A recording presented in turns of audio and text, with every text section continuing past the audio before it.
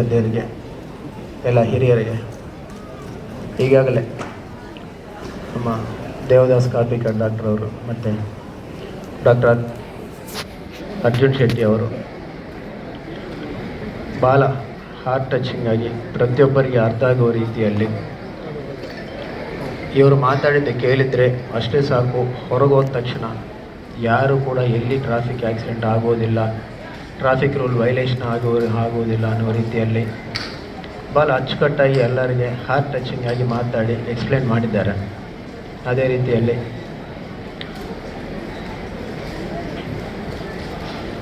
ನಮ್ಮ JMFC madam ಅವರು ಕೂಡ ಲೀಗಲ್ ಪ್ರೊವಿಷನ್ಸ್ ಬಗ್ಗೆ ನಾವೇನೇನು ಮಾಡಬೇಕು ಅನ್ನೋದ್ರ ಬಗ್ಗೆ ಭಾಳ ಚೆಂದಾಗಿ ಎಲ್ಲರಿಗೂ ಹೇಳ್ಕೊಟ್ಟಿದ್ದಾರೆ. ಆದರೆ ಎಲ್ಲ ಊರ ಜೊತೆ ನಾವು ನೋಡಿದರೆ ಮಂಗಳೂರಲ್ಲಿ ಯಾವಾಗಲೂ ಒಂದು ರೀತಿಯಲ್ಲಿ ವ್ಯತ್ಯಾಸವಾಗಿ ಮಾಡ್ತಾ ಇರ್ತೀವಿ. ಏನಪ್ಪ ವ್ಯತ್ಯಾಸ ಅಂದರೆ, ಒಂದು 2-3 ಉದಾಹರಣೆ ನೋಡಿದ್ದೀವಿ ಆಕ್ಸಿಡೆಂಟ್ ಯಾವ ರೀತಿ ಆಗಿದೆ ಅಂತ ಹೇಳಿ. ಬೇರೆ ಕಡೆ ಕೆಲವು ಕಡೆ ಇರ್ಬೋದು, ಬಟ್ ಆದರೆ ನಮ್ಮೂರಲ್ಲಿ ಕೂಡ ಸ್ಪೆಷಲಾಗಿ ಏನೇನು ಇರ್ತದೆ ಅಂದರೆ, ಬೆಳಗ್ಗೆ ಎದ್ದಿದ ತಕ್ಷಣ ಒಂದು 10 ಜನ ಕೇಳ್ತಾರೆ, ಯಾರೇ ಅವನು ಬುದ್ಧಿ ಇಲ್ಲದವನು ಬಂದ್ಬಿಟ್ಟು ರೋಡಲ್ಲೆಲ್ಲ ಗಾಡಿ ನಿಲ್ಲಿಸ್ಬಿಟ್ಟಿದ್ದಾನೆ ಅಂತ ಹೇಳ್ಬಿಟ್ಟು 4 ಫೋಟೋ ತೆಗೆದು ಸೋಷಿಯಲ್ ಮೀಡಿಯಾದಲ್ಲಿ ಅಪ್ಲೋಡ್ ಮಾಡಿ ಒಂದನ್ನು 5,000 ಲೈಕ್ ಬಂದಮೇಲೆ ನಾನು ಕಿಂಗ್, ತಪ್ಪು ಊರೆಲ್ಲರಿಗೂ ತೋರಿಸಿದ್ದೀನಿ ಅಂತ ಹೇಳ್ತಾನೆ.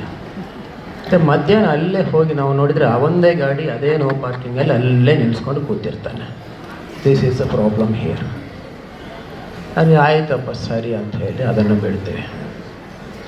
ಆ ವಿಡಿಯೋ ನೀವು ನೋಡಿದ್ರಿ, ನಾವು ಸ್ಟ್ಯಾಟಿಸ್ಟಿಕ್ಸ್ ಎಲ್ಲ ಕೂಡ ನೋಡಿದ್ವಿ. ಒಟ್ಟು ಪ್ರತಿ 2 ದಿವಸಕ್ಕೆ ಒಮ್ಮೆ ಒಬ್ಬರು ಸತ್ತೋಗ್ತಾರೆ ಮಂಗಳೂರಲ್ಲಿ ಆಕ್ಸಿಡೆಂಟಲ್ಲಿ.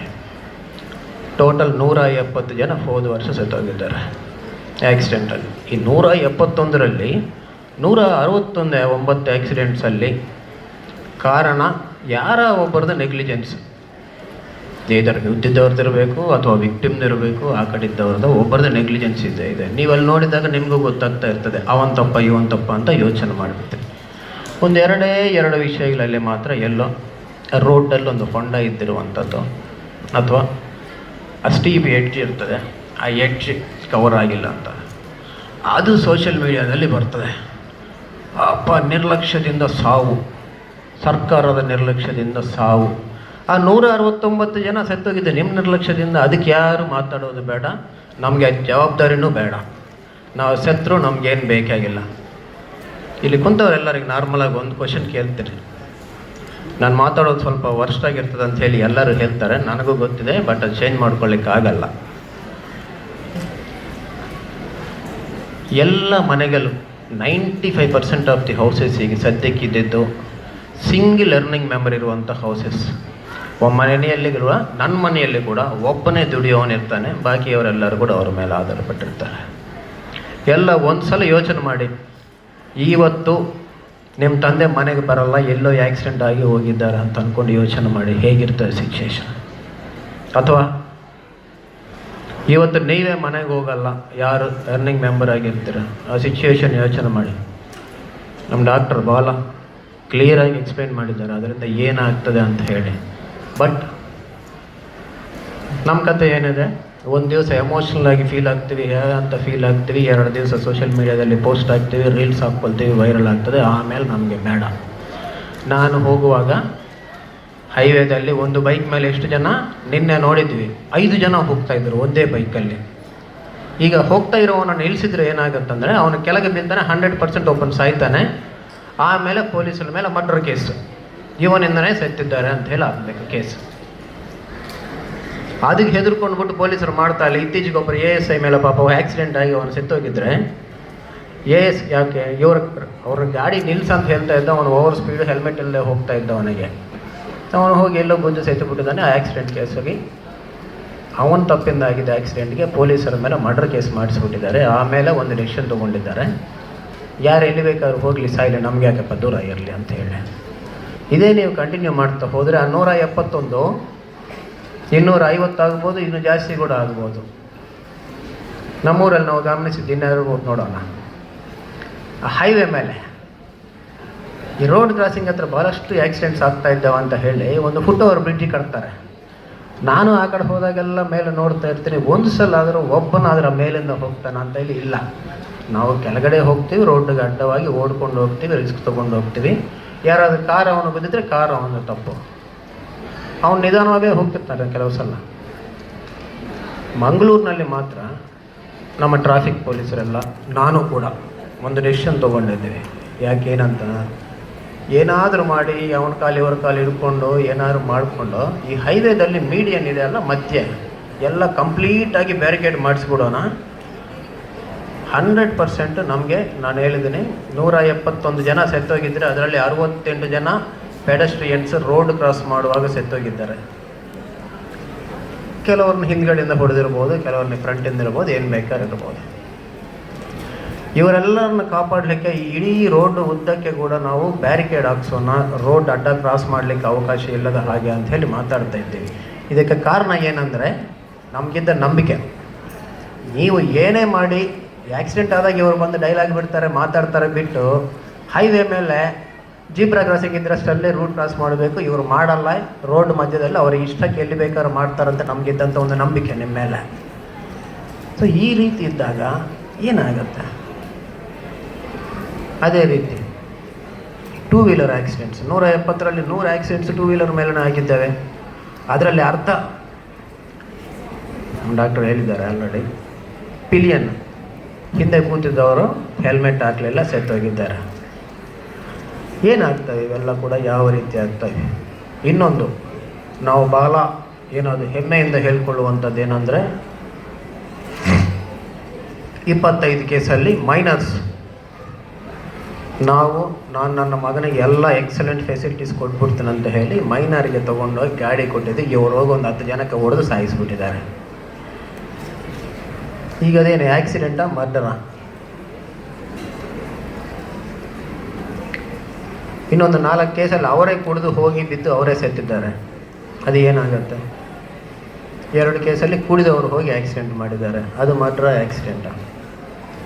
ಸೊ ಈ ಎಲ್ಲ ಕೇಸುಗಳಲ್ಲಿ ಕೂಡ ಇನ್ನು ಮುಂದೆ ಕಲ್ಪಬಲ್ ಹೋಮ್ಸೈಡ್ ಅಂತ ಒಂದು ಸೆಕ್ಷನ್ ಇದೆ, ನಮಗೆ ಒಂದು 10 ವರ್ಷ ಜೈಲಲ್ಲಿ ಇಡಲಿಕ್ಕೆ ಅವಕಾಶ ಇದೆ. ಸೊ ಅದನ್ನು ಹಾಕಿ ಅಂತ ಒಂದು ಡೆಸಿಷನ್ ತೊಗೊಂಡಿದ್ದೀವಿ. ಬೇರೆ ಅವಕಾಶನೇ ಇಲ್ಲ. ಹೇಳಿದರೆ ಕೇಳೋದಿಲ್ಲ ಜನ, ಅವರ ಮಾತೆ. ಯಾಕಂದರೆ ಈ ಸ್ಪೀಚ್ ಈಗ ನಾನು ಕೊಡೋದಿಲ್ಲ. ಕಳೆದ 10-20 ವರ್ಷಗಳಿಂದ ನಮಗಿಂತ ದೊಡ್ಡವರು, ಎಷ್ಟೋ ವಿಷನ್ ಇದ್ದಂಥವರು ಎಷ್ಟೋ ಜನ ಹೇಳ್ತಾನೆ ಇದ್ದಾರೆ. ಬಟ್ ನಮ್ಮ ಇರೆಸ್ಪಾನ್ಸಿಬಿಲಿಟಿ ಕಂಟಿನ್ಯೂ ಆಗ್ತಾನೇ ಇದೆ. ಏನು ಮಾಡಬೇಕಂತ? ಇನ್ನು 171 ಜನ ಸತ್ತೋಗ್ತಾ ಇದ್ದಾರೆ. 2 ವರ್ಷ ಅದಕ್ಕೆ ಮೊದಲು 180 ಜನ ತೀರ್ಕೊಂಡಿದ್ದಾರೆ. ಇವೆಲ್ಲ ಕೂಡ ಏನು? ನೆಕ್ಸ್ಟ್ ಈ 171 ಜನ ಸತ್ತೋಗಿದ್ರೆ ಯಾರಿಗೂ ಬೇಕಾಗಿಲ್ಲ, ಯಾರು ಎಲ್ಲಿ ಬೇಕಾದ್ರೆ ಸಾಯಲಿ. ಒಬ್ಬನಿಗೆ ಯಾವನೋ ಎಲ್ಲೋ ಕೊಲೆ ಮಾಡಿರ್ತಾನೆ ರೌಡಿ ಶೇಖರ, ಬಾ ಸಿಕ್ತು ಡೆಡ್ ಬಾಡಿ ಮಾಡಿ ಮಜಾ, ಇದು ಸಾಕು ನನಗೆ. ಈ 171 ಜನರ ಬಗ್ಗೆ ಯಾರಿಗೂ ಕೂಡ ಕಾಳಜಿ ಇಲ್ಲ, ನಮಗೇನು ಬೇಕಾಗಿಲ್ಲ. ಅದರ ಬಗ್ಗೆ ನಾವೇನು ಮಾಡ್ತಾ ಇದ್ದೀವಿ, ಜನರು ಕೇರ್ಫುಲ್ ಆಗಿರಲಿಕ್ಕೆ ಏನು ಮಾಡ್ತಾ ಇದ್ದೀವಿ, ಜನಕ್ಕೆ ಏನು ಹೇಳ್ತಾ ಇದ್ದೀವಿ, ಏನಿಲ್ಲ. ನಮ್ಮ ಒಟ್ಟಿಗೆ ಇದ್ದವನಿಗೆ ರೆಸ್ಪಾನ್ಸಿಬಲ್ ಆಗಿರೋದು ಅಂಥದ್ದು ಹೇಳೋದಿಲ್ಲ. ಎಲ್ಲ ಒಂದು ಕಡೆ ಒಂದು ಇನ್ಸಿಡೆಂಟ್ ಆಗ್ತದೆ, ಅದನ್ನು ತೊಗೊಂಡು ನಮ್ಗೆ ಎಲ್ಲಾದರೂ ಅಡ್ವಾಂಟೇಜ್ ಬರ್ತದೆ, ಬರ್ರಿ ಪ್ರತಿಯೊಬ್ಬನೇ ಏನದು ಬ್ಲಡ್ಡಲ್ಲಿ ಹೇಗಾದರೂ ಮಾಡಿ ಒಂದು ಭಾವ ತೊಗೊಂಡು ಬರೋದು. ಈ ವಯಸ್ಸಿಂದಲೇ ಬರ್ತದೆ ಅದು. ಇನ್ನೊಂದು ಸೂಪರ್ ಏನಂದರೆ, ಮೊನ್ನೆ ಯಾರೋ ಫೋನ್ ಮಾಡಿದ್ದರು, ಆಕ್ಸಿಡೆಂಟ್ ಆಗಿದೆ. ಆಯ್ತು, ಆಗಿಲ್ಲಪ್ಪ, ಬರ್ತಾರೆ ಪೊಲೀಸರು. ಹಿಂದೂ ಮುಸ್ಲಿಮ್ಗೆ ಹೊಡೆದಿದ್ದಾನೆ ಬೈಕಲ್ಲಿ, ಅಥವಾ ಮುಸ್ಲಿಮ್ ಹಿಂದೂಗೆ ಹೊಡೆದಿದ್ದಾನೋ, ಕಮ್ಯುನಲ್ ಆಗ್ತಾಯಿದೆ, ಜನ ಎಲ್ಲ ಸೇರಿದ್ದಾರೆ. ನಾನು ಹೇಳಿದಾಗ ಯಾರೋ ಇಬ್ಬರು ಕೇರ್ಲೆಸ್ ಆಗಿ ಗಾಡಿ ಓಡಿಸ್ತಾ ಇದ್ದಾಗ ಇಬ್ಬರು ಗುದ್ದುಕೊಂಡು ಬಿದ್ದು ಸತ್ತರೆ ಅಲ್ಲಿ ಕಮ್ಯುನಲ್ ಆಗ್ತಾಯಿದೆ, ಅಲ್ಲಿ ಜನ ಸೇರ್ತಿದ್ದಾರೆ. ನೀವು ಬೇಗ ಮನ ಕಲಿಸ್ಬೇಕು, ಅದನ್ನು ನಿಭಾಯಿಸಬೇಕು. ನಾನು ಎಲ್ಲರಿಗೂ ಕ್ಲಿಯರಾಗಿ ಹೇಳಿದ್ದೀನಿ, ಯಾವನ ಪ್ರೆಷರಲ್ಲಿ ಕೂಡ ನೀವು ಕೆಲಸ ಮಾಡೋಕ್ಕೆ ಹೋಗಬೇಡ. ಒಂದು 50 ಜನ ಆ ಕಡೆ ಈ ಕಡೆ ಬಂದು ಹೊಡ್ಕೊಳ್ಳಿ, ನೋಡೋಣ. ಆಮೇಲೆ ಪೊಲೀಸ್ ಏನಂತ ನಾವು ಕೂಡ ತೋರಿಸೋಣ. ಆಕ್ಸಿಡೆಂಟ್ ಕೇಸು ಕಮ್ಯುನಲ್ ಆಗಿ ಮಾಡೋದು ಬೇಕಾಗಿಲ್ಲ. ಆಗಿ ಜನ ಸೇರಿದರೆ ಅದೇನು ಮಾಡಬೇಕು ನಮಗೆ ಗೊತ್ತಿದೆ, ಯಾವ ರೀತಿ ಮಾಡಬೇಕು. ಇಷ್ಟು ವರ್ಷ ಪ್ರತಿ ಆಕ್ಸಿಡೆಂಟಲ್ಲಿ ಎಷ್ಟೆಷ್ಟು ಜನ ಸೇರಿದ್ದಾರೆ ಎಲ್ಲ ಲೆಕ್ಕ ತೆಗೆದು ಸೇರಿಸಿ ಯಾವ ಕೇಸನ್ನು ಯಾರು ಏನು ಮಾಡ್ಕೊಂಡಿದ್ದಾರೆ ಎಲ್ಲ ಲಿಸ್ಟ್ ಮಾಡಿ ಡೇಟಾ ಎಲ್ಲ ಫಿಟ್ ಮಾಡಿ ಇಟ್ಕೊಂಡಿದ್ವಿ. ಏನು ಮಾಡಬೇಕು ಎಲ್ಲ ರೆಡಿಯಾಗಿ ಡೇಟಾ ಇದೆ. ತಪ್ಪಾಗಿದ್ದರೆ ಯಾವ ರೀತಿ ಸರಿ ಮಾಡಬೇಕು ಅಂಥೇಳಿ ಎಲ್ಲ ಕರೆಕ್ಟ್ ಇದೆ. ನಾವು ಓಡಿ ಹೋಗಿಬಿಟ್ಟು ಎಲ್ಲಿ ನಿಲ್ಲಿಸೋದು? ಈ ಆಕ್ಸಿಡೆಂಟ್ ಆದರೆ ಜನ ಸೇರಿ ಹೊಡ್ಕೊತಾರಂದರೆ ಹೊಡ್ಕೊಳ್ಳಿ, ಆಮೇಲೆ ಪೊಲೀಸರು ಏನಂತ ಪೊಲೀಸರು ಬರ್ತಾರೆ. ಆದರೆ ನಿಮ್ಮೆಲ್ಲರ ಕೈಯಲ್ಲಿ ಕೂಡ ಒಂದಿದೆ.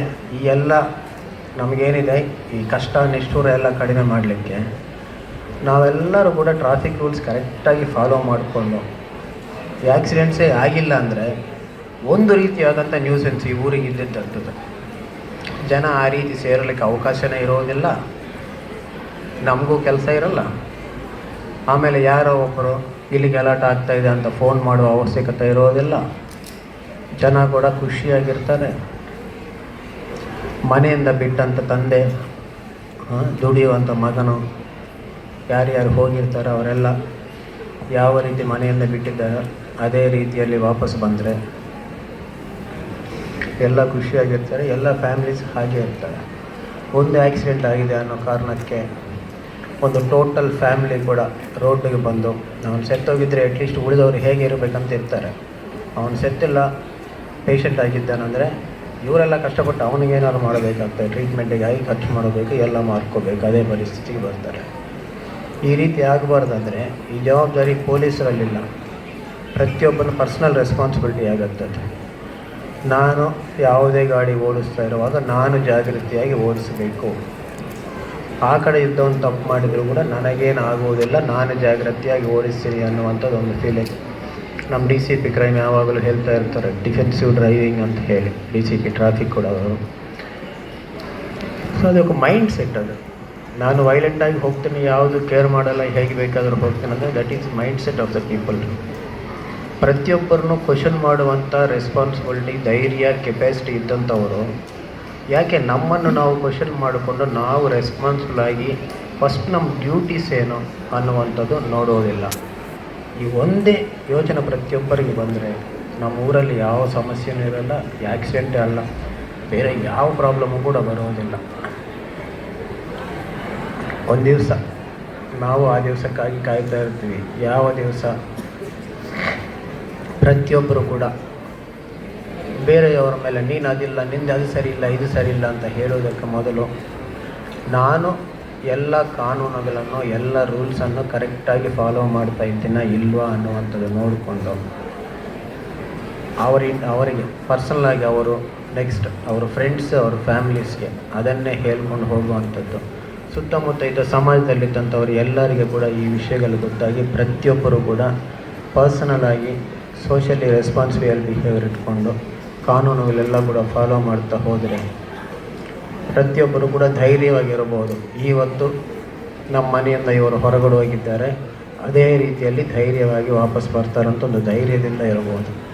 ಇವರು ಯಾವುದೇ ಕೇರ್ಲೆಸ್ ಆಗಿ ಡ್ರೈವಿಂಗ್ ಮಾಡೋದಿಲ್ಲ ಅಥವಾ ಸಿಕ್ಕಾಕೊಳ್ಳೋದಿಲ್ಲ. ನಮ್ಮ ಊರಿನವರೆಲ್ಲರೂ ಕೂಡ ಕೇರ್ಫುಲ್ಲಾಗಿ ಡ್ರೈವಿಂಗ್ ಮಾಡ್ತಾರೆ, ಎಲ್ಲ ಟ್ರಾಫಿಕ್ ರೂಲ್ಸು ಫಾಲೋ ಮಾಡ್ತಾರೆ ಅನ್ನುವಂಥದ್ದು. ಈ ರೀತಿ ಇದ್ದರೆ ಒಂದು ಮರೆತುಬಿಟ್ಟಿದೆ. ನಮ್ಮೂರಲ್ಲಿ ಇನ್ನೊಂದು ಏನು ಮಾಡ್ತೀವಿ, ಯಾರು ಹೆಲ್ಮೆಟ್ ಹಾಕದೆ ರೋಡಲ್ಲಿ ಗಾಡಿ ಓಡಿಸ್ತಾ ಇರ್ತಾರೆ ಅವರನ್ನು ಕರೆದು ಅವ್ರಿಗೆ ಹೆಲ್ಮೆಟ್ ಡೊನೇಟ್ ಮಾಡ್ತೀವಿ ನಾವು. ಓಕೆ, ಹೆಲ್ಮೆಟ್ ಅಂತೂ ಡೊನೇಟ್ ಮಾಡಿದ್ದಾರೆ. ಆಮೇಲೆ ಅವರು ಹಾಕ್ತಾರೆ ಇಲ್ಲ, ಯಾರು ಹೇಳ್ತಾರೆ ಅದನ್ನು 1 ಲಕ್ಷ ಇಟ್ಕೊಂಡು ಬೈಕ್ ಖರೀದಿ ಮಾಡಿದ್ದವನಿಗೆ ನಾವು 500 ರೂಪಾಯಿ 1,000 ಇಟ್ಕೊಂಡು ಅವ್ರು ಹೆಲ್ಮೆಟ್ ತೊಗೊಳ್ಳೋ ಕೆಪಾಸಿಟಿ ಇಲ್ಲ ಅವರಿಗೆ. ನಮಗೆ ಗೊತ್ತಿಲ್ಲ. ಭಾಳ ಖುಷಿಯಾಗಿದ್ದರೆ ಯಾರೋ ಒಬ್ಬರು ಬಂದಿಲ್ಲ ಹೆಲ್ಮೆಟ್ ತೊಗೊಳ್ತಾ ಇದ್ದಾಗ. ಅದು ಆ್ಯಕ್ಚುಲಿ ಇನ್ಸಲ್ಟ್ ಫೀಲ್ ಮಾಡಬೇಕಾದಂಥ ಒಂದು ಸಿಚುವೇಶನ್. ಸೊ ಇದನ್ನು ಅರ್ಥ ಮಾಡಿಕೊಂಡಿದ್ದರೆ ನಾನೇನು ಹೇಳಿದ್ದದು ಆ್ಯಕ್ಸಿಡೆಂಟ್ ಆಗದೇ ಇರುವಂಥದ್ದಲ್ಲ ಗ್ರೇಟ್ನೆಸ್. ಈಗ ಇಲ್ಲಿ ಸದ್ಯಕ್ಕೆ ಅಚೀವ್ಮೆಂಟ್ ಏನಾಗಿದೆ, ಮನೆಯಿಂದ ಹೊರಗೆ ಹೋಗಿದ್ದವನು ಯಾವುದೇ ಆ್ಯಕ್ಸಿಡೆಂಟಲ್ಲಿ ಕೈಕಾಲು ಮುರ್ಕೊಳ್ಳದೆ ಹೆಲ್ದಿಯಾಗಿ ವಾಪಸ್ ಬರುವಂಥದ್ದೇ ಒಂದು ಅಚೀವ್ಮೆಂಟ್ ಆಗುವಂಥ ಪರಿಸ್ಥಿತಿ ಬರ್ತಾಯಿದೆ. Just because everybody is reckless about the rules. ಯಾವ ರೂಲ್ಸ್ ಅಂತ ನಿಮ್ಮೆಲ್ಲರಿಗೂ ಆಲ್ರೆಡಿ ಗೊತ್ತಿದೆ, ಹೇಳಿದ್ದಾರೆ. ಎಲ್ಲರೂ ಅವರವರ ಜವಾಬ್ದಾರಿಯನ್ನು ಜಾಗ್ರತೆಯಾಗಿ ನಿಭಾಯಿಸ್ಕೊಳ್ಳಿ.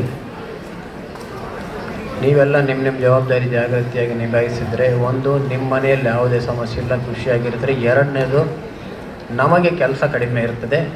ದಯವಿಟ್ಟು ನಮ್ಮ ಕೆಲಸ ಕಡಿಮೆ ಮಾಡಿ. Thank you.